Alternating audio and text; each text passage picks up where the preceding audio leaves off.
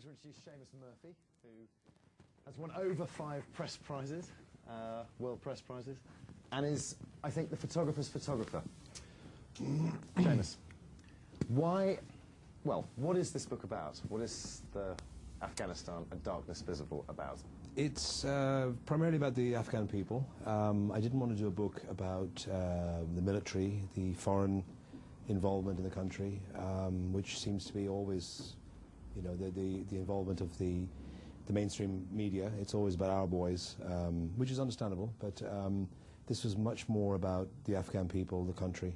I went there to begin with in '94, when there wasn't any foreign involvement. The Russians had withdrawn in '89. So it was very much the Afghans were left to their own devices with all those guns that had been donated by the Americans very kindly, and they were let get on with it. So it's sort of what happened post Cold War in that country from '94 until the present day, and it's evolving. And A Darkness Visible, is this, I mean, was it your intention to do a book when you first went there? I mean, why, what, 13 years? 13 years ago. It was probably the year before I'd been to Eritrea. That was the first foreign assignment I'd ever done. So it was very early days in my career. I got into photography quite late. Right. And no, I didn't even know about books. I knew about books. I had wonderful photographic books, but I didn't really know how to go about making a book, getting a book published, having an agent, all that stuff. No, it was an assignment. My eldest sister had been to Afghanistan on the hippie trail, so I heard tales about Afghanistan, and it was just one of those places, Iran, Afghanistan, exotic, not what you'd expect. So the opportunity came up for the Observer to go in '94, and I went. Right. So assignment led. So absolutely, absolutely. It was a story. It was a story. It was a good story. It was all the elements you'd want. Active story and a forgotten war. Very much. No one was going there. The UN guy wouldn't even stay. He would. I think he would either fly in and stay at the airport, or he never even flew in. I'm not sure, but he was based in Pakistan. The UN representative of Afghanistan never went to Afghanistan, or at least never spent the night there. Wow. It was a dangerous time, dangerous place. Civil war was raging, and it seemed like the place to go. Why A Darkness Visible? What can I say? Yeah. I mean, the place to go. Yeah. 13 years of going back there. So you've got to qualify this a bit more. I mean, A Darkness Visible. This is. Was this a title that you thought of? No. After the event, after the 13 years of photographing. Probably. Or was it something that you saw when you were? I struggled with the title for quite a long time, and I remember saying to Smith, my girlfriend, I really want something that shows the contrasts, the counterpoints, like A Darkness Visible. And she said, that's brilliant. But the thing is, I had that idea in my head because I knew there was a book called A Darkness Visible, or Darkness Visible, which was about depression. And I didn't really want to be, that wasn't appropriate for this book. But actually, it's a quote from Paradise Lost. And the more I lived with it, the more I thought, this is actually perfect for this. Hence, Afghan history. Yeah. Brought into this place. I mean, intriguingly again, I mean, most of us are photographers, we do our book projects, but for 13 years, and you've been very consistent about this. I mean, I know the word intimately, as I hope all of you will soon, because it's intimate, apart from anything else. But the way you've approached it as a photographer is extremely comprehensive. I mean, it's black and white, it's consistent. If we didn't know you'd been there for 13 years, it would be... It's a remarkable body of work, and as I said, the consistency and the intimacy with which you've approached it is, I think, intriguing, because most photographers don't do that. We go on assignment for a week, 2 weeks. You've gone back and back and back to build up this body of work, which makes a huge statement. I mean, I went to '94. I went in '96 because the Taliban had sort of come as this force early in the year. They'd taken Herat, and they were still not being taken that seriously, and I was sent there by GQ. I was teamed up with Anthony Lloyd, who later then wrote the afterward in the book, became a great friend. But so I wasn't sort of engineering this whole thing. It was just happened to be assignments. I've been there once. And this was spawned by the first Observer assignment. Yeah, okay. Yeah, and also my interest in going back, and I expressed that to the people when I been to see them, showing them portfolios, whatever. Yeah. And then that was early in '96, and then later in '96, Kabul fell to the Taliban, which meant actually the Taliban were quite a serious force. and I went back again, so that's 3 trips. But in the course of a lot of photojournalists, you'll go somewhere 6, 7 times and then never go back there again. Exactly. It's not unusual. Well, that's why this is unusual, because you have over this period of time. And as a photojournalist, that's undoubtedly unusual. I mean, there's very few one or two legendary Philip James Griffiths, for example, back to Vietnam again and again and again over 30 years. I got hooked. I mean, the first trip was as I say, it was Why? well, it was early in my career as a photojournalist and covering international stories. And it as I say, it had everything in terms of a story. People were extraordinary. I think that is the key. That I'd really like to go back to that intimacy, which is what makes your pictures so affecting. To anyone who doesn't know Afghanistan, you look at Seamus's work and you do know Afghanistan. That's, again, that's a kind of strength that makes this work stand out. Right. I mean, they made it easy for me in many ways. They're very open people, very hospitable, and it wasn't that difficult to gain access. And if you're willing to hang around, which I was, then you were brought in. I mean, you have pictures that. One I'd like to cite, and we'll see the pictures later. But there's an extraordinary image of a child, an adolescent boy being circumcised. I mean, and you're in the middle of this, and you've captured absolutely every sort of nuance of the pain he's going through in his growing process. I mean, how would you feel if that was, you saw a picture of yourself in that same situation? You've somehow broken boundaries here in a culture that is very difficult to break through. Well, there's a context to this. That morning was the first U.S. bombing of the Taliban front lines. We've been waiting for maybe a month and a half for this to. Sorry. Oh yeah. Should I? Could you turn it up? Turn what up?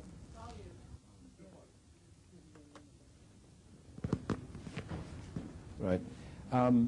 The context of that whole situation with the circumcision was that. I mean, this is one of many. I'm just citing this as an example. So. We've been waiting for a month and a half for what was going to happen. We weren't sure if the Americans were going to respond to 9/11. Yeah. This was 2001, so masses of journalists were waiting for this situation to resolve itself in some way. And eventually there was a bombing, and I went with Anthony, the person I was working with, to the nearest place we could get to where the front lines were being bombed. And it had happened the night before, and CNN, as we were driving in, CNN were coming out. They'd done some deal with the American military. They were told it was going to happen. They were blah, blah, blah. And anyway, we didn't really get anything. It was interesting to be there. We couldn't see anything. It was too far away. On the way back, we saw a man walking with a very kind of brightly coloured outfit, and it looked like there was some kind of ceremony going on. We just followed him. We thought it was a wedding. It turns out it was going to be a circumcision, and it was an excuse for a gathering and for the men to sort of have a social mourning. As you do. As you do. And we sort of invited ourselves in, and they were very happy to have us there. And it went from there, really. I think with bombs landing not a mile away, people living with landmines daily, a lot of the villagers, with one leg. They had a Taliban prisoner that they had in the party, which they were now going to barter at the next point that they could meet with the opposition. They were going to exchange him for one of theirs. And this guy was living with them, having a great time. So it wasn't that unusual for. Well, meanwhile, life goes on, which is exactly what you said when you introduced yourself here, photographing life as lived. But I want to go back to this intimacy, because that is what I think, as a photographer, differentiates you from the masses who are taking pictures in Afghanistan, and many are, and many have. I mean, was it an assignment every time that led you back there? No. Or did you go back on your own accord? I would say, I mean, most of the pictures in the book have never been published. Yeah, well. I would go and I would do a story for Newsweek, or I would do a portrait for Newsweek, and but I would be there for a month. I'd be there for 6 weeks, and so the job would last a week, or and then I would just stay on, and I would travel to whatever was happening, or whatever was not happening. I mean, if I wanted to go to a certain area, I would go and photograph, and so it wasn't an assignment every time. And sometimes I went with no assignment whatsoever, but I just thought it was I'd been away a year, and I should go back and update what I had and get back in touch with what's going on. I mean, very much 9/11 was a big turning point, because up until then I think I'd done 4 trips, And I never thought about books or anything like that, you know, anything beyond that, even though I had this pretty amazing access to Massoud, the I mean, that's the other thing. I mean, we're looking at these pictures, and again, you're in the room with Massoud in a way that I've not seen. I mean, this is...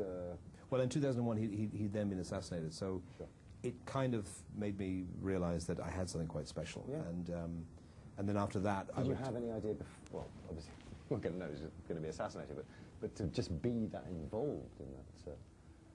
that he was going to happen? Just being a journalist, being a photographer, just finding that story, or... Well, you know, there was... I wouldn't say that there was an air of tragedy about him. There wasn't, but he is like a tragic hero in many ways, you know. And on hindsight, definitely. Yeah, yeah. But at the time, did you have any sense of that? Well, he was always quite vulnerable, I thought, and also very open and honest. And whenever we talked with him, me and Anthony always, you know, he would be very frank. I mean, at one stage, a commander had asked to borrow our sat phone to make a phone call. We found out later, I mean, while he was still with us, that he was actually ringing Massoud to tell him that he tried to make an assault on his village. The Taliban were holding it, and he'd lost 15 of his men. And he made this phone call to tell Massoud this, and he was very crestfallen at the end of the phone call. We left him for a bit, and then we asked him what had happened. He said, "Well, I just rang Massoud." And Massoud was very angry, but then he told me, you know, this is the way life goes, and you know, you did your best, whatever. We then met Massoud 3 weeks later, and we said, we happened to be in the room when you made a phone call. The phone call was made to you about that, and he turned around and he said, he was very angry. He said, "Yeah, I told that guy not to go to his village. He wanted to, you know, he wanted to go and make sure everything was fine with his farm, but it was going to be very dangerous." Completely honest with what had happened. No spin, never any spin, and in that way, very vulnerable, you know, as a politician. Should we do the first slide? Why don't we? I mean, I think people are watching this anyway, but we've divided this evening into, the book is 99 images, and the first section is about 24 images, and then we'll stop after the end of that.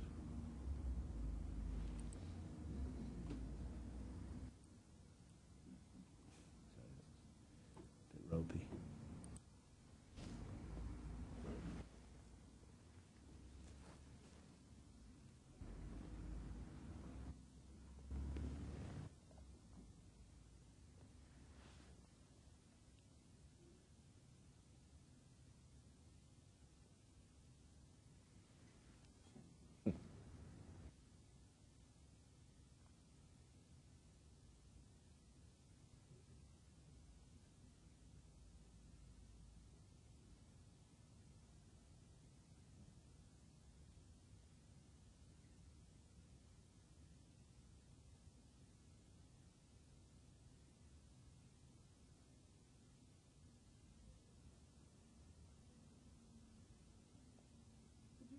What's happening? Prostitutes, voting in the election. Voting in the election. She's checking the identity of the woman of the burqa. This is Karzai giving a radio address. These are Mujahideen protecting that hilltop. These are Americans searching for somebody. And this is a row of tanks in preparation for the big push on Kabul in 2001. The end of that little section. Well, again, looking at just this first section, the intimacy strikes me, but also there's an affection and a humour. I mean, it's probably facile, but has being Irish helped you in some sense? I mean, you're not a Brit, you're not in America, you're in a situation where you're a neutral. So, I mean, does this feature in the way you take photographs, your way of communication and being Irish? Maybe. I mean, the Irish are very funny because they always think, you know, they go anywhere in the world, they go, you know what, they're just like the Irish. And it's true. And then people say to you, you know, I'm Chinese, I'm Jewish, I'm whatever, you know, and we've got such an affinity with the Irish. Everyone comes up and tells me this. And, well, it's great. I mean, and you know, but I do feel in Afghanistan that, you know, my father's from the west of Ireland, and I had an experience of going back to where he was from. And, you know, it was like ancient. It was just like many ways in Afghanistan, especially the humour, black humour, dark humour. They'd laugh at misfortune, you know. Loved all that stuff. Sarcastic, loved slapstick, you know. So I mean, the goat picture. Yeah. Sheep, I mean, sheep on the shoulders. I mean, it's just funny, but it's also very intimate, very kind. And you're not laughing at anyone. No, certainly not. No. And I think as a photographer, that's also a very interesting point, that most of us will take photographs that are, that are dramatic, that work in a news context. Here you have a body of work that is, as you say, it's about the people who live their lives, but there is this very personal approach. Yeah, I mean, I I definitely feel an affinity with these people in this landscape. It's very inspiring, and I seem to get their humour, and I mean, I've had conversations where they're laughing and I'm laughing and we don't speak the same language, but it's all it's understood because of pointing and so yeah, I mean. Move on to the next section. Let's see. Sure. Yes, I'm sorry. It's a bit of a run through this book, but it's kind of. That's good. I think that's what people are here to see and should see. I mean, on the Q&A afterwards, perhaps I can go and if there's pictures that you want to talk about, exactly. I can identify those and then we can talk about it. Maybe you should run through what these images are. Well, they go so quickly. Well, yeah, it's photography. Come on. Okay, this is the fall of Kabul. Very deliberately sectioned all the death pictures into one area because they want to sort of pepper it through. Bring that question like this happens all the time in Afghanistan. It doesn't. Yeah.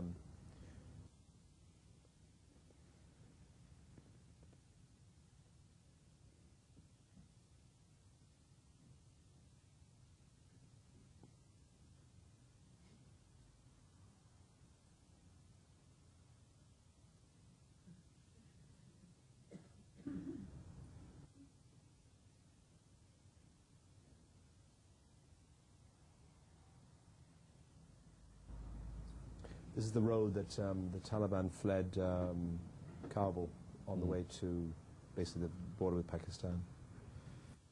This is spreading poppy seeds, and then there's the poppy harvest. Training Afghans to fight against drugs. It's a madrasa in Kandahar. Americans. There's two pictures of Americans or foreigners, and there's that one in the back of those guys looking at the mountains from the plane. This is a guy preparing produce to sell at the market. I don't know what it was, but it smelled incredibly strong. Beautiful smell. I don't know what it is. It's almost like image, though. It's quite surreal, sort of. A lot of your pictures are quite surreal. There's a sort of mysticism and a moment of something very lyrical about them, which can belie the seriousness of the issues you're photographing. And a question I'd like to ask you, you sequenced the corpses in this project, in this book, what we have, in a line. I mean, there's this big issue at the moment. It's not a good thing to be photographing dead bodies. We don't want to see that. We don't want to kind of upset our readers in a magazine. Our leaders. And our leaders. I mean, why, who says? And then there is this sort of moral question of photographing a situation like that. I mean, you're very close to these dead bodies, and they're beautifully crafted. I mean, how do you feel about that? Beautifully crafted dead body pictures is the question every sad these people died, dreads. you know, in a war. I was there. You know, I'm there as a photographer, so obviously I'm going to photograph what I see in front of me. To not photograph them would, I think, be immoral. I mean, What was the reaction to, when you were there? I mean, you just kind of go in there and photograph well, it? There was nobody else around. We were driving and came upon these situations. I mean, there were different situations. There's two sets that are on the road, two that are on the road. The other two are sort of frontline areas that totally different. I mean, you can't go to Afghanistan and record the years that I was there and not show death. I think it would be completely wrong, misleading. And there'd be some agenda if I was doing that, and there's no agenda here. No, clearly not. There's bodies, there's pictures that we, by the way, Jocelyn helped in the editing of the book, so he's very, was very instrumental in getting this book published. There's pictures that we didn't use because well, there was one that was extremely graphic, but it wasn't the reason that we didn't use it. It was because it was one body too many almost, because it just became an onslaught. Yeah. We thought that set of 4 pictures told the story enough, you know, and it should be repetitive. It should be, my God, here's another dead body. My God, how awful. It should be, because, you know, what went on there it should never be repeated. Which, of course, is the whole point of doing a 13-year project. That well, I hope it's you know, it adds to the debate. I mean, that's the best you can expect. Well, that's I guess the answer to the question I was asking. Yeah. I mean, there's something you say in the book where you say that photographers are thieves, and yet you seem anything but a thief. You're right in there. You're involved. You're, as I say, intimate. You're. So, what do you mean by that? I mean, hell, you're a pretty successful thief. Well, that's the same place for 13 years as sitting in these pictures. Maybe a borrower is better. I don't know. I mean, thief was just, it just seemed like, because there's this. I think it's in America. They say, I don't take pictures, I make pictures. Oh, you know, right, okay. this kind of preciousness, which you know is extremely irritating. And I guess that's what it was. You know, no, I take pictures. You know, and if I take your soul, I take your soul. And maybe I'm losing my soul by taking your pictures. Of course, is the question in Afghanistan. I mean, the whole. Yeah. Again, you actually photograph people with their burqas off. Yeah. Which very few have done. So, I mean, is there a point at which you think, well, like, this picture shouldn't be seen there because that's going to affect the person I photographed? I mean, is that a question that you ask yourself? A worry that you have? Yeah. I mean, that question is something that I'm now, because the book is out, and also it's not so much the book. It's you know, the possibility now of doing web essays or, you know, multimedia. I always get that wrong. That, you know, they will be seen. They will be seen, and they can be seen in all over the world, and that has to be considered. And I am concerned about that. I mean, is there anything you can do to prevent that? And for example, that picture of the girl who's, you know, who's very visible. Yeah. How would that impact on her? Well, I don't know. I don't think anyone can tell. Is that even a question that as a photographer, you? Well, it's not in the taking of the picture. I think you always take the picture, and then I think at that, you know, at a later stage, then you make moral decisions about whether, you know, if you're putting people at risk, you know, seriously, then of course that's a huge consideration. Yeah. But I mean, that's in fact, I can move on to that. That's the let's family. do that. Let's have a look at the family. Yeah, there was a family that I met in 1994, the first trip, and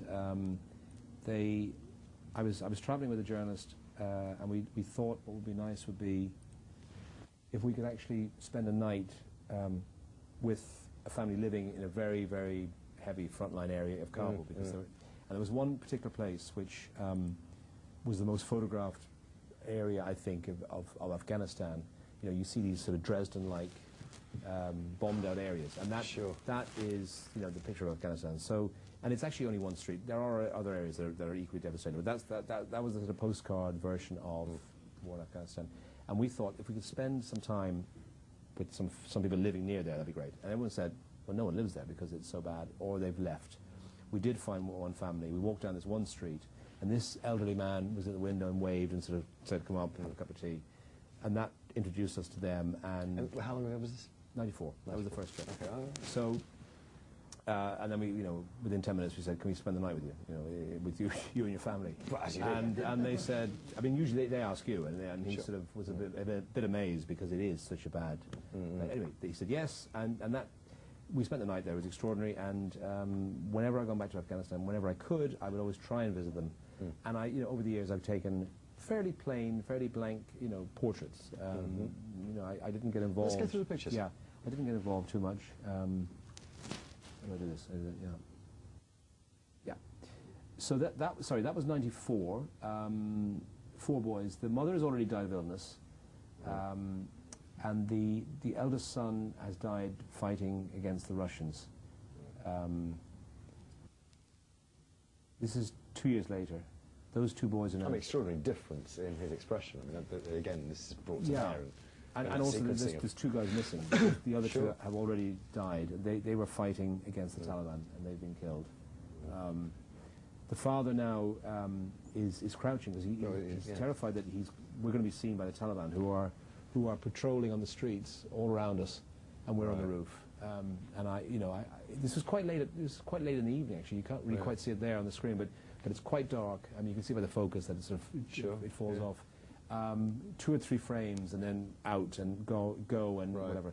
And then that's just that look in his eyes. Well, he is. He's very scared. I mean, he wouldn't stand up because he thought he just didn't feel comfortable with that at all. Oh, yeah, his son's behind him. And what's interesting too is and he's grinning at the camera. I love it. Yeah. The guy on the right. Yeah. And what's interesting about it as well, you can date a lot of pictures from Afghanistan because do men have beards? Do men of this age try to grow beards? I mean, these guys, you can see they're not really very good at growing beards. So, but they're having to do that because otherwise they'll get beaten up on the street. Of course. And you'll see later then in pictures of women that they're not in burqas. That has to be after the fall of the Taliban. Precisely. Has to be. And probably before. I mean, probably after the fall of the Taliban. Because before that there weren't that many women on the street without some kind of covering. So this is 1994. This is 2007. This is 13 years later.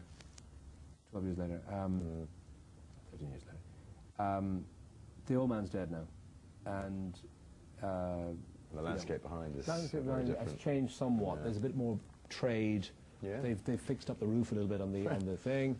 They've grown up. They put on a bit of weight. Oh, by the way, this guy the year before. I met them in '94, had lost a leg. That was the other tragedy that happened to the family. And they're now married, and they both are fathers. That's 13 years.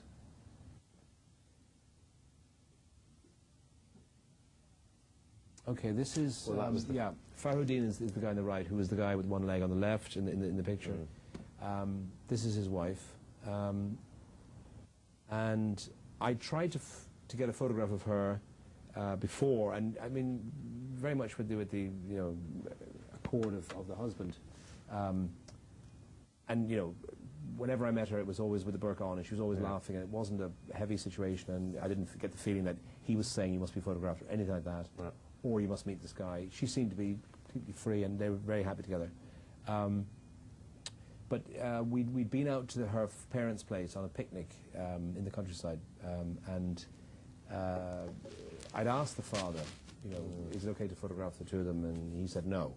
In fact, as soon as we got to the farm, I mean, there was a very bizarre little story where we drove out, he, his brother, the wife and me, and we drove out, and just before we got to the village, the younger brother and the wife got out of the car, and it was explained to me that, well, they couldn't be seen travelling with the foreigner, so they have to arrive and pretend they've arrived by bus. I mean, 10 minutes later, I turn up. It just seems all very coincidental, but the story seemed to hold.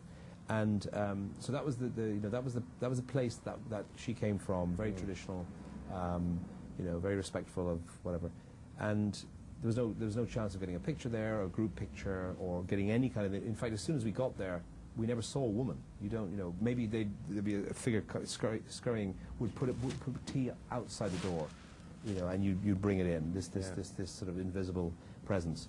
So the next time we had a picnic, we were driving out to this guy's, and I'd spoken to Farid. I said, look, I really like to get a picture of you with your wife. I mean, I wasn't sure whether it was going to be like this or without. It didn't really matter at that stage. And we're driving to the parents' house, the father-in-law's house. I suddenly realised, hang on, why are we doing this? Because he's not going to allow me to take a picture anyway. So maybe I should address this issue before we get there. I say this to Farid. He says, well, yeah, we'll stop the car. Let's go into the fields and take a picture. So we do that, go down this little alleyway, and the biggest fear was that someone else would see us doing this, because then they would get into trouble, because someone would tell someone, they were the foreigner, and the woman was revealing herself. And before I knew it, she pulled up the thing, was laughing, and I took the picture. And it's in the book. But I mean, as you say, that there may be consequences. Not, I don't think with the book, but with the web. To me, this is what makes this book of yours special, is this intimacy, but also the trust that these people obviously have when you're there, engaging with them, taking their photographs. I mean, that's a pretty rare thing. I think you tell the story now, but those who look at the book, look at the photographs, won't hear that story. They'll just see this beautiful picture that brings this life. Well, also this family story is, I think it's 6 images in the book, and it's pretty dour, and it's pretty kind of and bleak. then here we have and then we have this sort of the woman sort of brings the idea of rebirth, and then the next picture is I mean, telling a story, well, through pictures. That's the younger boy with his 1-month-old child. I think if I hadn't had that picture, you know, then it's all men. It's just, you know, I mean, how do you have a baby without a woman? It's, you know, not an option. no. But this again is a beautiful moment of. And always when I met the family, you know, they're very, very polite, very accepting, very welcoming. Yeah. Didn't quite know what the hell I was doing. I mean, you know, can you imagine? I turn up every so often. Well, as you said, I mean, you don't speak the language, but you you obviously have something that. Yeah, I don't know. I mean, I guess being there in 94... Let's not talk about it. Well, no, look at the pictures. 94, you know. I guess I turned up when no one else was there, or very few people were there. Spent the night with them, you know, shared some kind of danger or whatever. And maybe that counts. Is that what it is? I don't know. Do you think? The sharing the danger? Maybe. I don't know. It seems to me your pictures from 2004 are just as affecting as those from 1994. Let's see some more. Okay. There's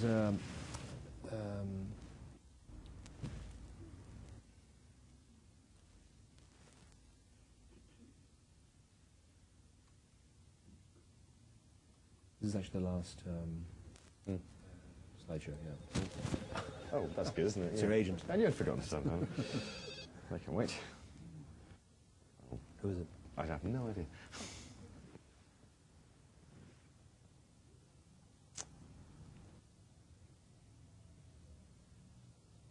This was one of the last two Jews of Kabul. He's actually died since 2001.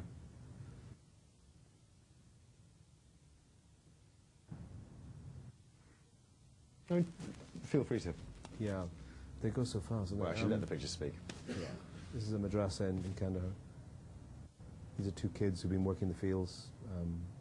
This again is, for me, interesting to see pictures of real joy, which in our profession, certainly as photojournalists, you don't often see that.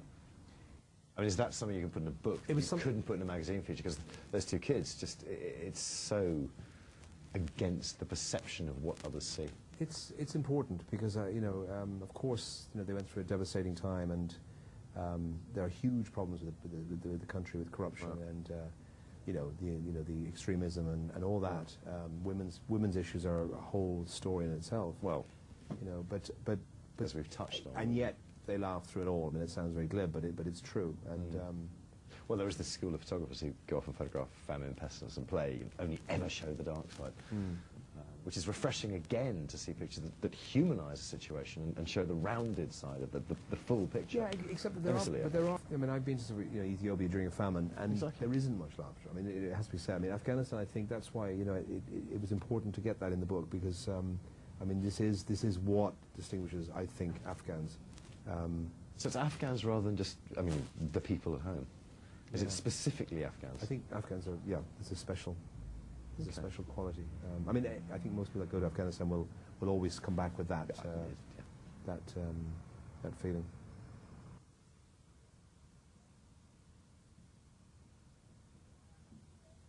That's the last image. Perhaps this time we open it up to the floor. Exactly. Who would like to start the first question? Oh, okay, that was quick. And you can always come back to that. There's an image of a young boy.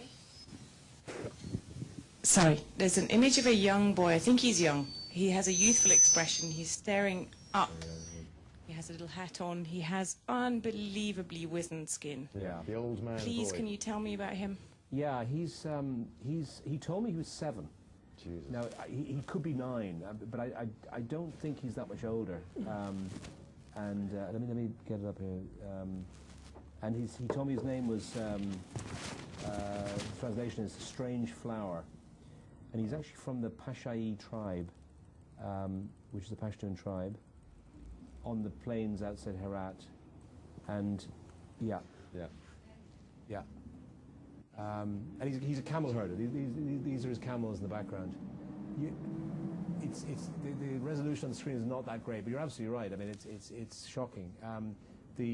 The plains outside Herat have extraordinarily ferocious winds, and the sun is very, very strong. There's a very famous wind there, and I just reckon. And also, there's a disease that malnourished children get, which is like pockmark. I think worms grow in their skin, and it expands the pores. So he suffers from that too. But he is incredibly rattled. That's the word. Next. And he was a fabulous creature. I mean, he sort of came bounding over to us, and I took a few pictures. And then he sort of leered into the camera, and that was that because there's a sequence of like 3 or 4 images. And his eyes are old as well. And he was not just his face. Again, he was quite I mean, intriguing. he was just very curious about us and this thing I was holding and the whole thing. And he didn't have a problem telling us his name, his age. I'm not sure he knew his age. When you were photographing, do you ever take the camera down at all, or do you just? Yeah, sure, sure. I mean, especially in this, because I mean, I didn't know there was a picture in this. I mean, I think, we probably had a pee break or something. I can't remember what was going on. It was a long journey from the minaret of Jam back to Herat, day and a half. We were stopping maybe to eat or do something, but we'd seen the camels, I think, and I don't think I knew I had a picture, from that moment, but he was just a extraordinary kind of little trickster, It's a haunting image. It's a haunting face. The lady in front.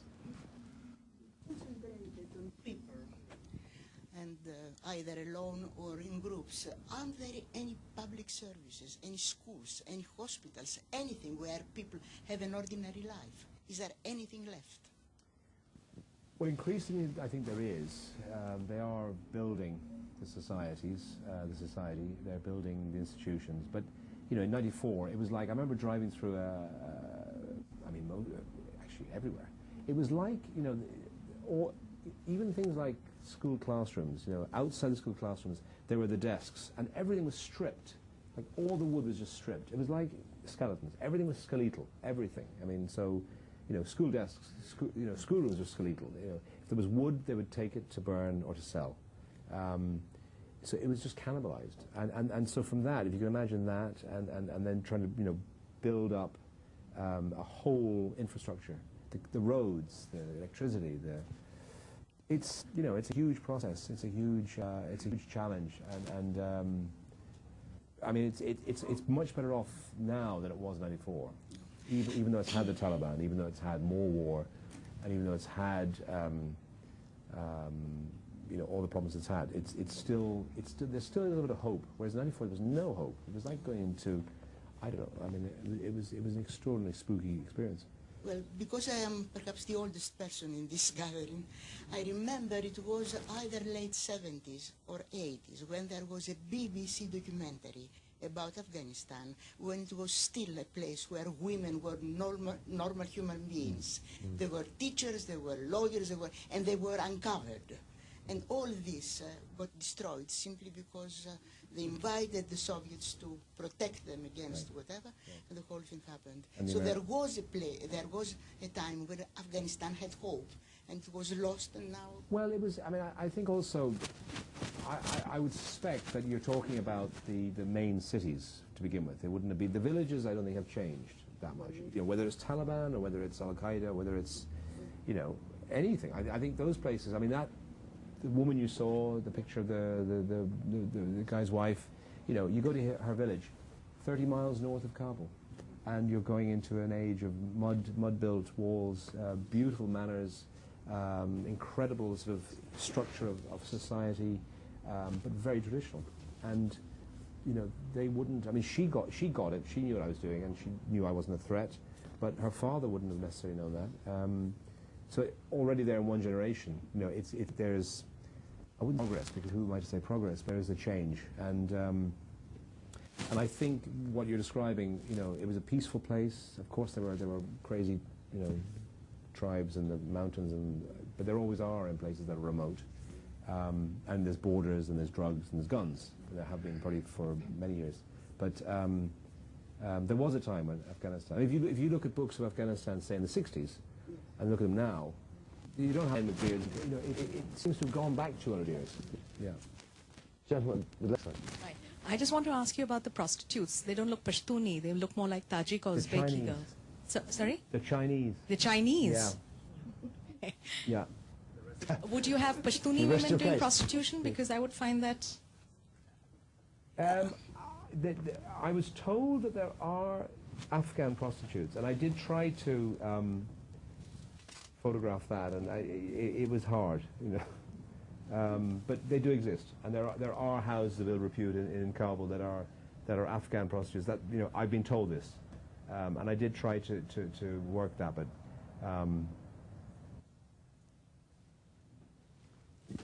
Gentleman over there.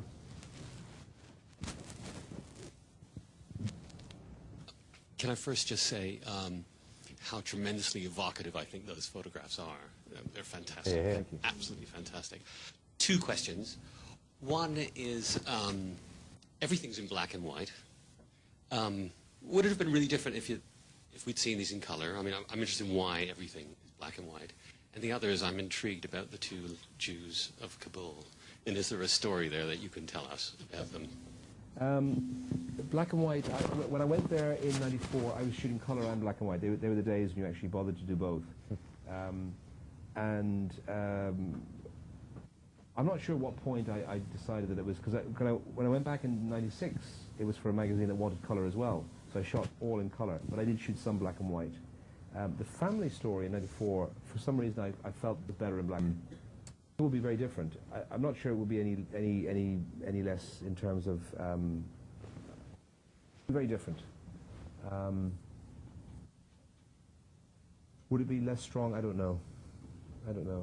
I somehow think it would have been less strong. I think there's something There's a consistency in black and white. That just the time scale that you've taken over this. There's no sort of everything's the same. You're not distracted by anything apart from the image. Well, that is the thing about colour, isn't it? I mean, colour is fantastic, but you've got to be in control of so many. Yeah. Get The it narrative. Right. I'm asking. I mean, Yeah. do you think narrative is easier? Perhaps to lead on from this question, the book itself, the whole design of it, the whole way it's worked. I think it's an aesthetic thing, actually. I think some people will do this in colour, and they'll be very happy with you know, the emotion they're getting from it and their sense of graphics. With me, it just and also there's something about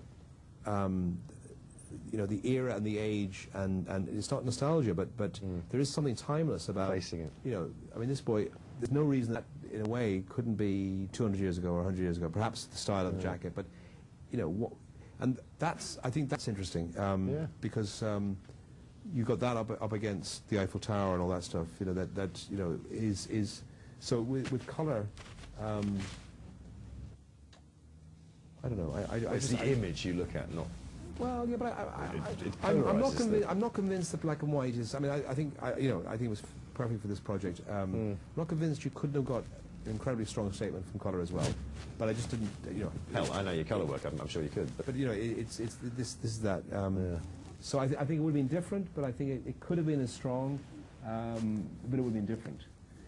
The two Jews of Kabul were great. They were living in this what the locals called the Jewish mosque, which was a synagogue on Flower Street, and they lived together and they hated each other, and they wouldn't talk to each other. Fantastic. And I've got a photograph. It's not in the book, where I've got them in this room about this size, and one is there and one is on the other, and it's a very wide lens, and they're not looking at each other. They used to. The Taliban never bothered them. They didn't care about them, but they used to tell on each other to the Taliban. So the Taliban would come every few weeks. They're like, look, your friend just said, you know, you called us this name, so we have to do something about it. They'd grab one of them, he'd be taken off, and he'd be, you know, imprisoned for a few weeks. Then he'd be sent back again, and then a few weeks later, the other guy would say something to the Taliban. Taliban weren't interested at all in the two Jews of Kabul, but they, you know, so they lived through the whole Taliban regime, which is pretty extraordinary. There seemed to be some issue about ownership of the building. And all their families were now living in Israel, and they were sort of holding off some kind of ownership of this building. And there was some kind of oh God, I know that the older man died, and then I think as soon as he died, the other guy went to Israel, gave up. It was almost like, you know, I'm gonna outlast you, and as soon as that's done, that, you know, I mean, Yiddish theatre, yeah, fantastic. Yeah, I'd just like to ask, as a photographer, obviously in certain situations you'll be given access, like when you were with this family and you went back there several times, you got to know them slowly. So you do get access as a photographer to certain things that you may otherwise not have access to. But as a sort of general photographer, when you're going around like this boy, for example, okay, he came towards you, but in some situations you find yourself having to point a camera at somebody which can be quite an intrusive thing. How do you kind of reconcile your own sort of sense of responsibility with the information that you're recording and the intrusive nature of what you're doing? I mean, is it intrusive? I guess you'd have to be there. I don't think I'm intrusive. Does it never feel that it's intrusive when you're taking photographs of people? I mean, if people recoil in horror and I sense that, then I wouldn't do it. Or maybe I would and I feel bad about it. But I don't think, no. But this is Seamus' skill, I think, is to get that. Why do you assume it's intrusive? Well, often it can be. As a photographer as well myself, often when you are in certain situations, I'm aware of the potential intrusive nature of what it is that you're doing. People often don't like to be photographed, and you find yourself... Well, they don't. If they don't like to be photographed, then no, exactly. So you find yourself having to ask permission to photograph people, and by which time often the moment's gone, yeah, sure. and you find... I mean, there's that whole thing of, you should ask first, which is nonsense, because then the moment's gone, and you might as well forget about it. This kind of photography, you can't work under those conditions. I think the people that I encountered here, they were genuinely sort of curious, didn't feel intimidated, didn't feel intruded upon. Might be a little bit shy, but I think that's different. Yeah, it wasn't. I mean, obviously with the Taliban it was an issue. They didn't like photography, and in fact it was illegal. There's a picture of a guy with, I don't know if you saw, with a whip in the air. That was the Taliban in '96, and he's trying to whip the traders into the mosque for prayers. I just went behind and coughed. I just got a picture.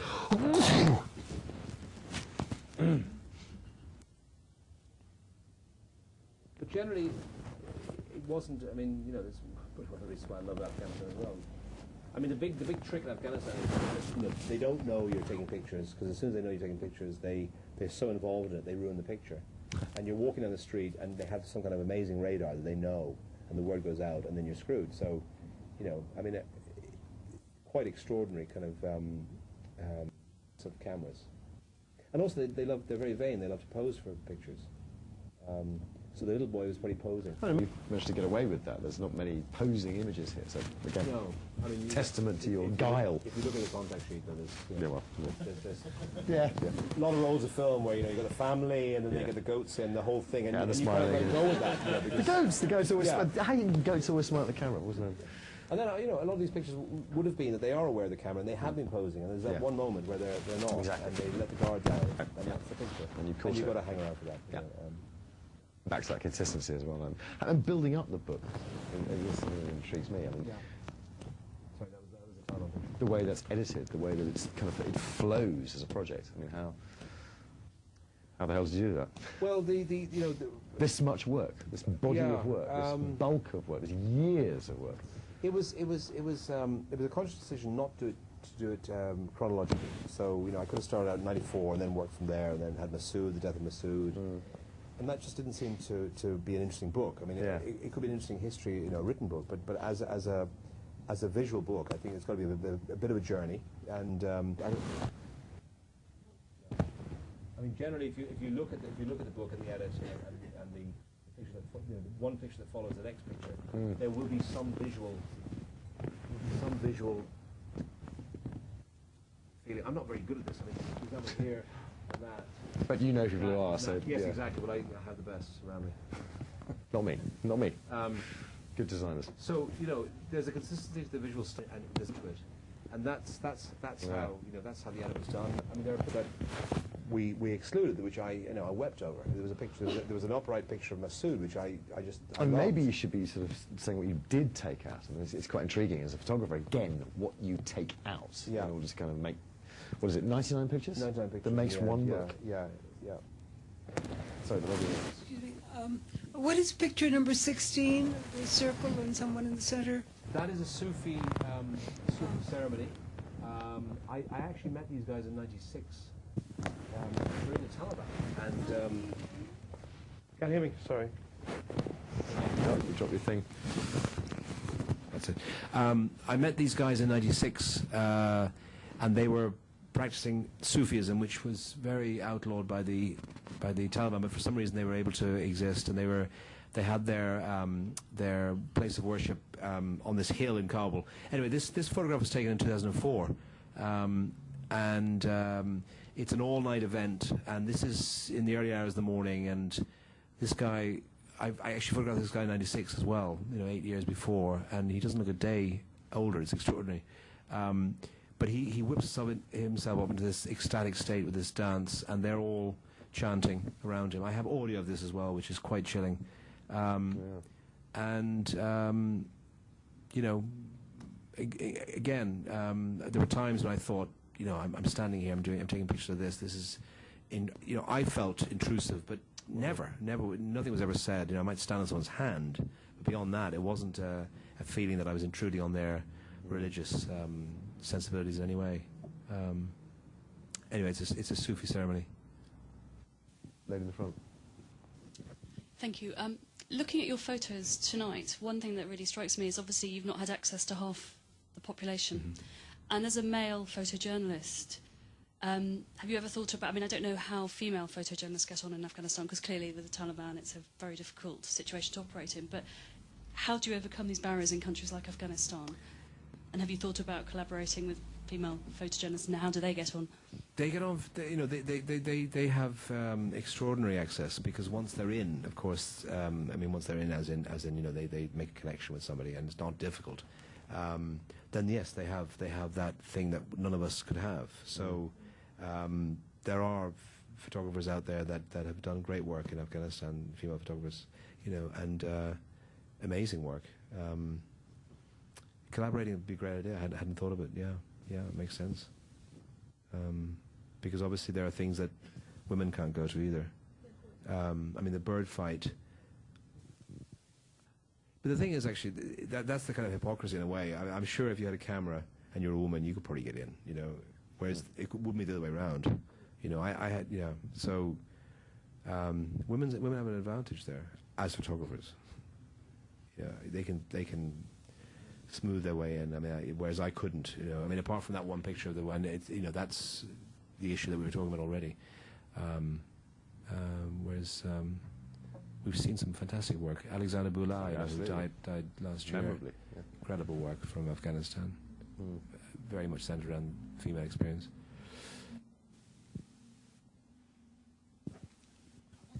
You have one image of an unveiled woman next to a veiled woman. What was the story behind that, please? Yeah, that was what I was saying actually about how with Afghanistan you can actually date things almost by just by looking at the information. There's a lady here who's begging.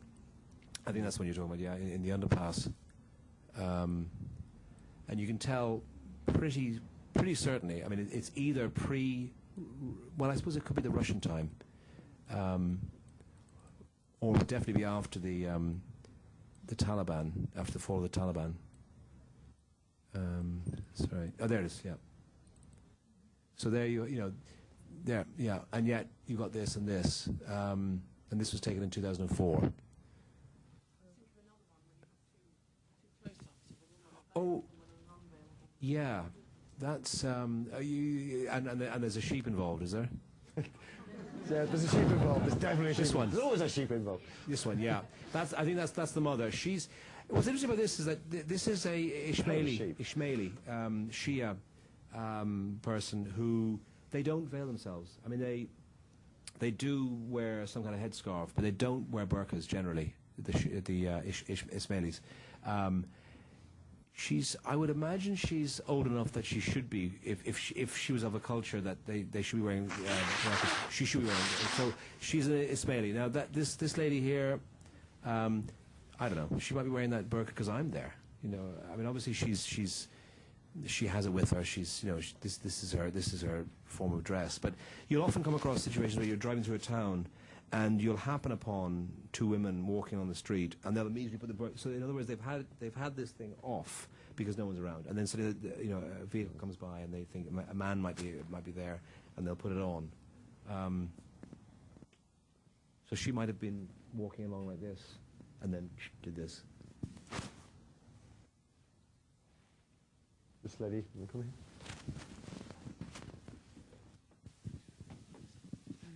Actually, the black and white, actually, do people wear in general like gray and beige colors, or do they wear strong colors? And secondly, what is the story behind the houses burning?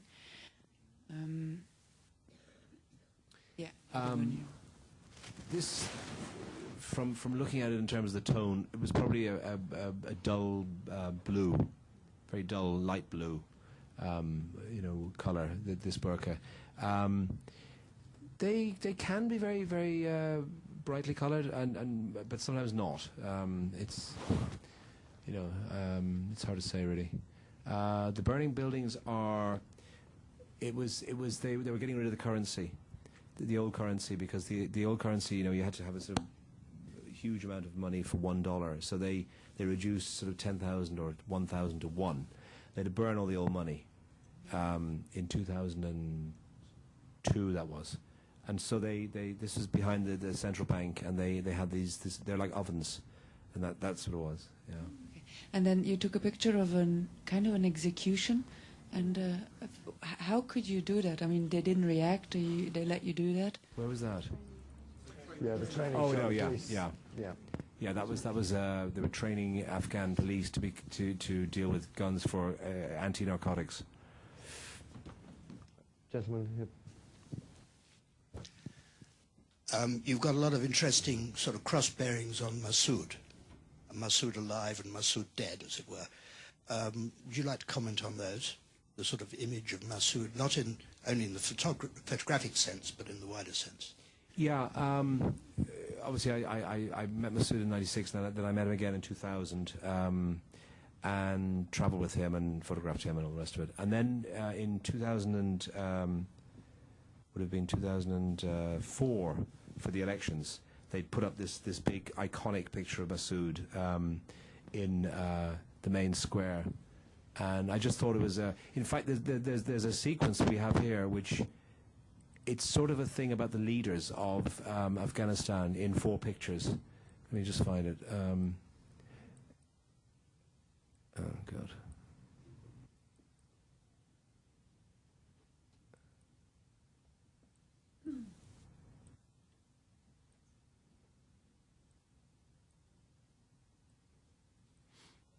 Okay, so there's Massoud. So we have Massoud here, and then there, and then this is the old king. I mean, it's a picture of the old king in Chicken Street in a window, and then the next one, and then we have Osama, who, I mean, it's about power. This little sequence is about power. It goes from Massoud. This is traveling Massoud in his jeep to the front line in 2000. This is when he was describing all his. I mean, Anthony asked, how many mistakes? Can you describe some of your mistakes? And he laughed and said, "I've made so many mistakes." And then he would sort of go to sleep because he didn't sleep very well at night. He had a very bad neck problem. He had some kind of injury, so he was always uncomfortable with his neck. Anyway, that was that. And then we go to this picture of the old king. I mean, clean shaven apart from the moustache, uniform like that with some kind of honor, the medals, a different era, and yet the guy on the bicycle with, I mean, this age and this age, he's dead and he's alive, but actually it could be in reverse. This guy could be, 200 years ago, and he could have been 20 years ago. And then we have Osama. This is in a commander's house on the Shamali plain. This is the little village where the circumcision ceremony took place, and Osama came on. It was kind of a shock because we weren't sure whether Osama was still alive before the invasion of Kabul, and then we have this poster in the center of Kabul, and then we have the present leader. So that's Karzai. Karzai, protected by the Americans, in his office, and then that's the election. These people are watching the counting of votes. For 3 days they sat there and they watched a close-up of Literally counting votes. Yeah, on television screens.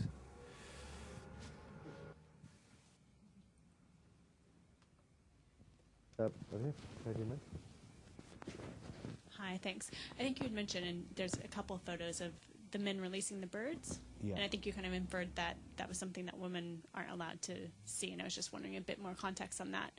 And there's also a photo of a man, it looks like he's either begging or on the stairs with like cigarette boxes next to him being harassed, and I was just wondering what the story is there. Which one's that? The birds. I mean, generally you just don't see women doing anything on the street except for going from one house to the next. You just don't see it. So anything like bird activity, if someone was interested in having a hobby like birds, or I mean, it's quite bizarre. I guess I'm used to it now, but I mean, I'm used to just the absence of women, or women as significant beings, other than. I mean, when you see a woman on the street in Kabul with a face, it's quite unusual. I mean, less so now, but it's still unusual. It's still not the norm. So, yeah, the birds are a hobby. It's a sport. It's a bit of an obsessive sport, but it's a sport. The other question you were saying about the. He's on stairs, but it looks like he's being harassed by someone. Almost looks like he's a junkie. Oh yes, he is. He's an opium user, and he's getting a bit of a beating from a policeman who happened to be walking by. And there's been obviously huge drug production from Afghanistan, and they had a problem, but very, very small percentage compared to Iran, which is millions of addicts. I mean, literally millions. And the government are, very open about it, and they say we have to try and solve this problem in Iran. In Afghanistan, because they discovered that actually manufacturing the drugs in the country is much more profitable. The drugs are now more available and more around, and there seems to be a huge increase in local drug use, which is a problem they never really had before. So that's difficult. Yeah, he was an opiumist. He was smoking opium on the steps of the stadium in Kabul, the very stadium that the Taliban used to hang people and shoot people in. Same place. Gentleman here. This one, yeah. Hi, Seamus. There's one photo which I think is really symbolic, and I think compared to all the other ones, which are fantastic. But it's almost so symbolic to the point of being heavy-handed, and I think it's one of my favorite photos actually in this collection, is of the amputee standing in front of the vacant. I think it's in Bamiyan, the vacant sort of Buddha place. I want to know a bit more about how that photo happened, because it's just so full of connotations, and if you had gone there deliberately to photograph in Bamiyan, or it was just something that happened by accident. Yeah. I mean, the moment was like a lot of photography, it's is it further up? It is actually, yeah, there it is. I actually, in a previous edit of the book, there was a different picture. It was much closer to a. Is that you or me? That's probably me. Strong fiddle.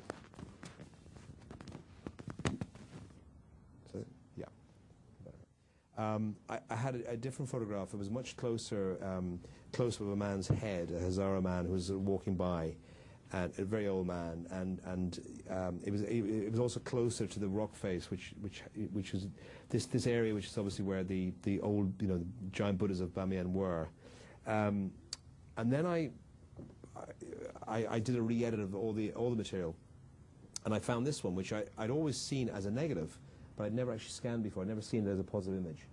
And the obvious thing is the echo of the shape, and that's it. I mean, a lot of photography is that immediate. I wasn't sure. I mean, I actually really liked the other picture, but when I showed it to people, they said, "No, this is much better." It's redolent as well. For those who don't know the situation, something brings something very alive. I think. Yeah. Sorry, brings something very alive to something that you wouldn't necessarily know about. Yeah. The visual imagery of that is extremely powerful. I mean, it's it's Heavy-handed all about the echo. Yeah, it's all about the echo. Yeah, sure. But you know, as I say, I mean, a lot of photography is it's serendipity, you know, and you get lucky, and it's finding that luck. I mean, this is what you you do make so it well. luck. Is you make it luck. Yeah, you know. yeah. And I mean, as I say, I was very happy with another picture. It was very different. It was, you know, the rock face was much closer. In fact, the light was better because it was in the evening and it was more interesting in some ways. But this also, it's. I mean, I was even thinking of ending the book with this picture, but I just thought it's a bit too sad. You know, it's a bit too sad. I mean, the guy's lost his leg, you know, inevitably to a landmine. And this area was a Hazara area. Taliban had taken it and had done terrible things to the local people. They were Shia. A lot of landmines, a lot of misery. So that was important. Whereas the other guy was laughing, you know. But it's really like, you know, you look at the book and you think, you make decisions like, well, we have something similar to this, you know, let's go with this. And there are hundreds of other pictures that could have been just as good or could have, in other contexts, been better maybe, but this happens to be this body of work, and, you know, it's... And the body of work is actually the point as well. This works in sequence with the rest to build up. Exactly. And that's what you've done so well in this book, is, you know, is the sequencing, is the way that thing flows, is the design of it that leads through into a sense of completion. Yeah, it's not just a portfolio of what you think is the best 100 pictures. I mean, you obviously start out trying to get the best 100 pictures into the book, but then you find that, you know, there's two pictures that are too similar. You find that then you go back to the, you know, to what was a B list, and you bring something in, and you know, which brings the importance out of other images. It's all how each image works against each other and builds the symbiotic thing. I mean, that's what photography, well, documentary photography and picture stories and books particularly, which is what you've achieved so well. It's storytelling, isn't it? Exactly, it's storytelling. Speaking of which, gentleman in the back. Hi. Sorry, lady at the back. Two questions. Firstly, please, could you tell us about, I think it's the second last image of the man, his face. And secondly, will you continue to go back to Afghanistan? Thank you. Yeah. The second last image is, it's a coal miner. Oh, no, it's not. Yeah, no, it's funny because I knew, I changed my... This is a coal miner, and it was a very strange little place. It was outside, God, what was it? Not Kunduz, Talakan, and I'd be driving past the coal face and saw these kids picking bits of coal on the outside, and we had to keep going because it was getting dark, and I thought I'll come back here because this is interesting. You know, the kids are obviously having to sort of scrabble for a living. Came back, and in fact, that wasn't that interesting. I mean, it wasn't that interesting. I mean, I got some pictures of kids doing, you know, getting coal. It was okay, but it wasn't great. And I wanted to get inside I'm claustrophobic, and I went inside this mine, and these guys had never had a photographer from Ireland with them, you know, documenting their work, and this mine was basically like a hill that they dug out, and one day is going to collapse for sure, because there's no engineers, they had no electricity, they had no breathing facilities, they had a few kind of rope ladders, and they had these little Bunsen petrol, so kerosene burners. So I convinced myself this is worth doing, and I go into this incredible sort of cavern, and they're so excited because suddenly there's a photographer in there with them, and they're jumping around the place. And I'm saying, no, don't do this because, you know, maybe you've done this for 200 years, but you've never had an Irish photographer with you, and this might be great. Anyway, so it was horrible. It was really horrible. And I did sort of 10 minutes of it, and then I got the hell out. And on the way out, there was a big hole with light coming down, and this guy he's actually going past me with a huge load in his back, and I just got it and he's looking up at the light that's coming through this hole, and that's why, you know, his eyes are completely white. There's no you can't see veins or anything. It's completely sort of overexposed, and yeah, that's it. And the last question. Oh yeah, was I going to go back? Yeah, I mean, I'd love to go back. Yeah, even, you know, with the book done and all the rest of it.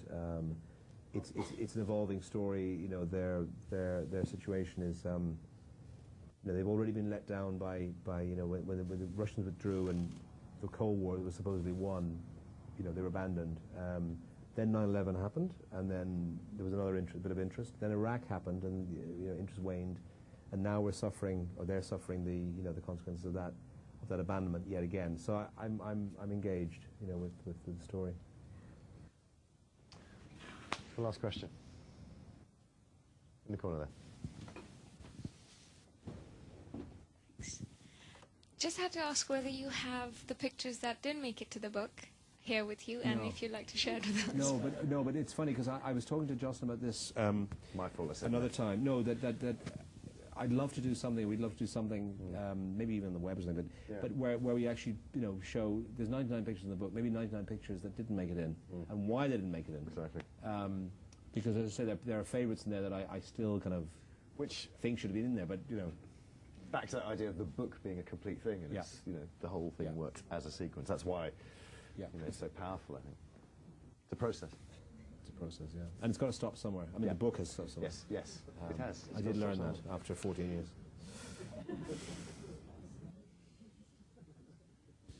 Thank you very much, everybody. Thank you.